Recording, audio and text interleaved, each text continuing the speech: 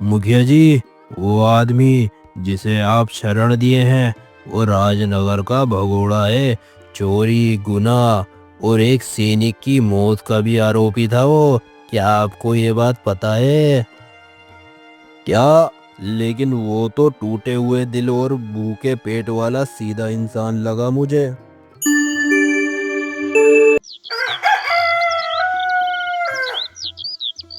ये कहानी है एक ऐसे रिश्ते की जो शब्दों से नहीं भावनाओं से जुड़ता है।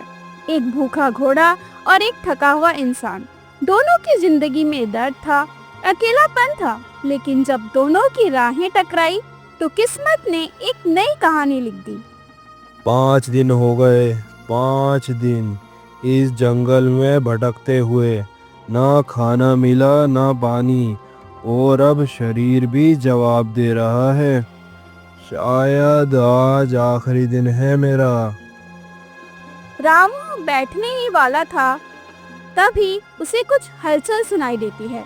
रामू उधर देखता है, एक घोड़ा पड़ा है, सांसें चल रही है लेकिन बहुत कमजोर है।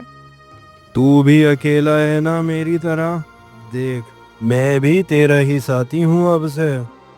देख भाई, ये मेरे पास रोटी का टुकड़ा है, लेकिन तू आज मुझसे भी ज्यादा भूखा लगता है। ले, ये ले। मैं कई बार भूखा सोया हूँ, लेकिन तू आज भूखा मत सोना। तू मेरी जगह मेरी रोटी खा ले।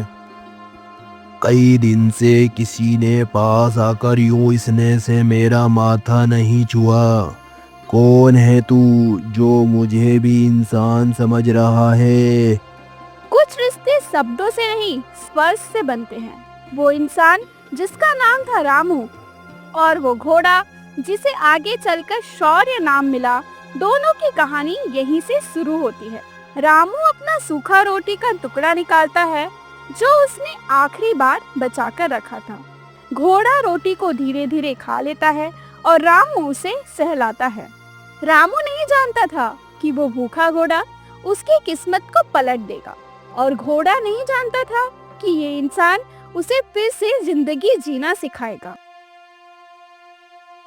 रात की वो खामोशी और भूखे घोड़े की वो मासूम नींद उस थके हारे इंसान को बहुत कुछ सिखा गई थी। जिंदगी में पहली बार उसे किसी ऐसे प्राणी से जुड़ाव महसूस हुआ जो उसकी तरह ही टूटा हुआ था, अकेला था, भूखा था।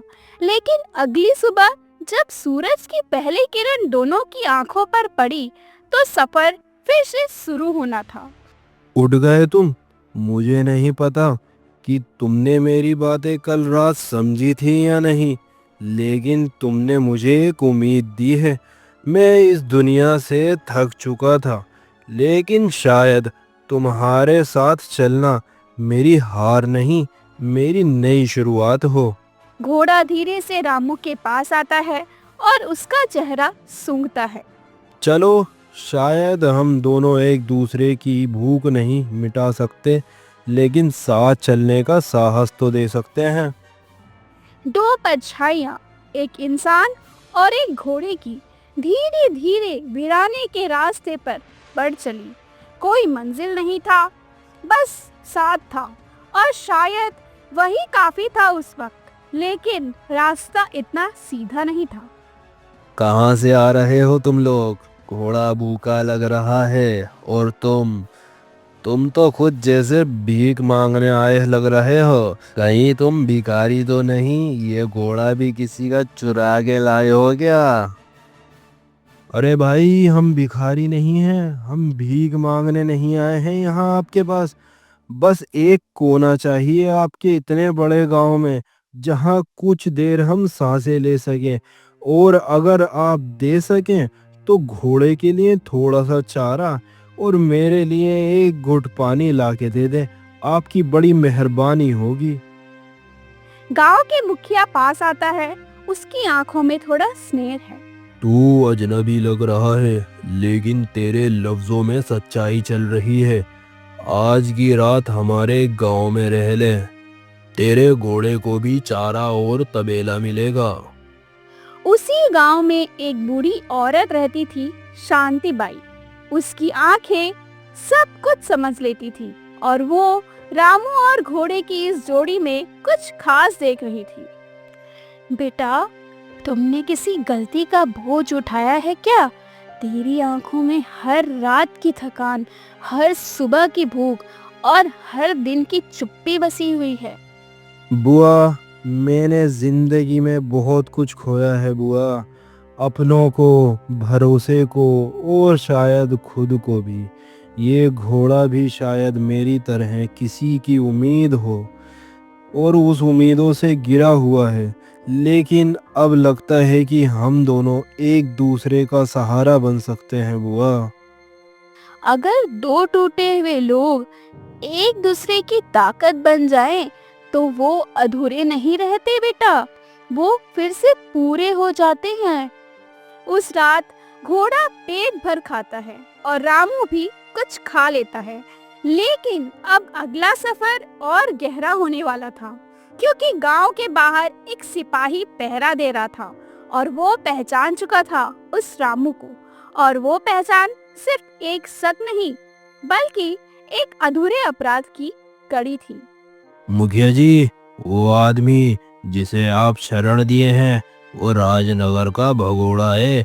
चोरी, गुनाह और एक सैनिक की मौत का भी आरोपी था वो। क्या आपको ये बात पता है क्या? लेकिन वो तो टूटे हुए दिल और भूखे पेट वाला सीधा इंसान लगा मुझे। उधर शांतिबाई को इस बात की भनक लग चुकी थी। उन्होंने रामू को बुलाया और वो सवाल पूछ डाला जिससे वो अब तक बचता आया था। बता बेटा, सच क्या है? क्या तू सच में भागा हुआ अपराधी है? क्या तेरी सच्चाई उतनी काली है जितनी दुनिया कहती है? हाँ बुआ, मैं सच बताता हूँ। मैं वही हूँ जिससे लोग डरते हैं। लेकिन मेरी कहानी सिर्फ गुनाहों की नहीं है, मजबूरी, बेबसी और धोखे की भी है बुआ। मैंने चोरी की थी, लेकिन पेट की भूख मिटाने के लिए। किसी को नुकसान पहुंचाने का मेरा बिल्कुल भी इरादा नहीं था। सैनिक की वो मौत, वो मेरी गलती नहीं थी, वो मुझे पकड़ने आया था। मैंने हाथ जोड़े थे, उससे माफ़ी मांगी, पर उसने तलवार निकाली मेरे पे हमला करने के लिए। मैंने सिर्फ अपना बचाव करा था, तलवार उसी के लग गई। उस रात से भाग रहा हूँ, लेकिन अब थक गया हूँ। और इस घोड़े ने, इसने मुझे रुकना सिखाया है बुआ। गांव में ये बात आग की तरह फैल चुकी थी। कुछ लोग डरने लगे, कुछ विरोध में थे, लेकिन कुछ ने उनकी आंखों में सच देख लिया था। अगली सुबह पंचायत बुलाई गई और वहाँ वो इंसान पहली बार न्याय के लिए खुद सामने आया। हमने आज तक कई अपराधियों को भागते देखा है, लेकिन तू तू तो खुद चल कर आया है। क्यों, बता। क्योंकि अब मैं भागना नहीं चाहता भाई। अगर मैंने कुछ गलत किया तो सजा मंजूर है, लेकिन अगर मेरी मजबूरी में इंसानियत थी तो मुझे नजर से गिराना नहीं, एक मौका देना। मैं पूछती हूँ पंचायत से, अगर एक भूखे इंसान की गलती हो और वो सच बोलकर उसके लिए माफी मांग रहा हो, तो क्या हम उसे दोबारा जीने का हक नहीं देंगे? उसे राजा के दरबार में पेश करना होगा, लेकिन ये इंसान अब भागा नहीं है, आत्मसमर्पण करने आया है। और यही उसके बदलाव की सबसे बड़ी गवाही है मुखिया जी। राजा के पास हम जाएंगे, लेकिन गांव की तरफ से एक वचन जाएगा। ये इंसान अब अपराधी नहीं, बदलाव की मिसाल है। और उसका साथी ये भूखा घोड़ा उसकी वफादारी की सबसे मजबूत गवाही देता है। अब कहानी मोड़ पर है। वो इंसान जो कल तक भाग रहा था, आज सीना तानकर राजा के दरबार में पेश होने जा रहा है। लेकिन क्या राजा उसे सुनेगा? क्या बीते हुए पाप माफ होंगे, या ये नई यात्रा फिर किसी सजा में बदल जाएगी? हमारे राज्य के नियम स्पष्ट हैं। अपराध चाहे किसी भी वजह से किया जाए, उसका उत्तरदायित्व तय होता है। लेकिन आज इस दरबार में कुछ अलग है। मुखिया जी, आप क्यों इसकी तरफदारी कर रहे हैं, बताइए मुखिया जी। महाराज, हमने इसे एक सूखा, भूखा, टूटा हुआ इंसान देखा था, पर इसके भीतर जो पश्चात है, जो सत्य की ताकत है, वो मैंने अपनी उम्र में बहुत कम लोगों में देखी है। इसने भागना बंद कर दिया है। आज ये खुद आपके दरबार में है, न्याय मांगने के लिए आया है। गांव के लोग एक एक कर खड़े होने लगे। रामू, क्या तुमने जानबूझकर उस सैनिक की जान ली थी? मैं एक गरीब मजदूर था महाराज, मेरे बच्चे भूखे थे, मैंने अनाज चुराया, ये मेरी गलती थी। सैनिक मुझे पकड़ने आया, मैंने हाथ जोड़े लिए, मगर उसने तलवार निकाली मुझ पे हमला करने के लिए। डर में मैंने उसे धक्का दिया, वो नीचे गिरा और वो तलवार उसकी उसे ही लग गई। मैं अपराधी बन गया, मगर मैं हत्यारा नहीं था महाराज। मैंने वो बोझ सीने पर लेके जंगलों में वक्त गुजारा है, और जब तक इस घोड़े से नहीं मिला, मुझे किसी ने इंसान नहीं समझा था। महाराज, आज अगर मुझे सज़ा भी मिले तो मैं स्वीकार करूँगा, मगर एक गुजारिश है आपसे, इस घोड़े को बांधिएगा मत मेरे गुनाहों से। ये सिर्फ मेरा साथी है जंगलों का, और मेरी आत्मा है। दरबार में सन्नाटा था। रामू की आंखों में बहते आंसू उसके हर शब्द को सच्चा बना रहे थे। घोड़ा शांत खड़ा था, जैसे उसका साथ देने आया हो आखिरी दम तक। इस दरबार ने अपराध भी देखे हैं और पश्चात भी। इसने झूठे आंसू भी देखे हैं और सच्चे दर्द भी। तुम्हारे भीतर पश्चात है और तुम्हारे शब्दों में सच्चाई की तपिश। हम तुम्हें अपराधी नहीं, एक बदले हुए इंसान के रूप में देखना चाहते हैं। इसलिए तुम्हें आज सजा नहीं, सेवा का अवसर दिया जाएगा बच्चे। तुम राजा की स्थायी सेवा में नियुक्त किए जाते हो, ताकि दूसरों की भूख मिटा सको। तुम और तुम्हारा घोड़ा राज्य की नई पशु देखरेख योजना का हिस्सा बनेगा। तुम्हारा जीवन अब भागने के लिए नहीं, देने के लिए होगा। अब तुम सेवाकार बनोगे। चल मेरे दोस्त, अब हम सिर्फ जिंदा नहीं, जिम्मेदार हैं।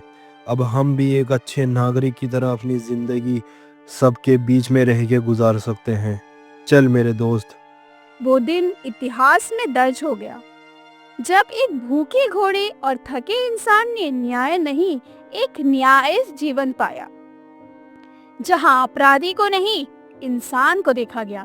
जहां सजा की नहीं, माफी से परिवर्तन हुआ। और सबसे बड़ी बात, जहां एक घोड़े ने इंसान को इंसान बनाया। अगर आपको ये कहानी पसंद आई हो तो लाइक जरूर कीजिए। कमेंट करके बताइए कि किस मोड़ पे आपको सबसे ज्यादा छुआ, और सब्सक्राइब करना मत भूलिए। ऐसी और भी कहानियां जल्द आ रही हैं। हर कहानी एक आवाज होती है, बस सुनने वाला चाहिए।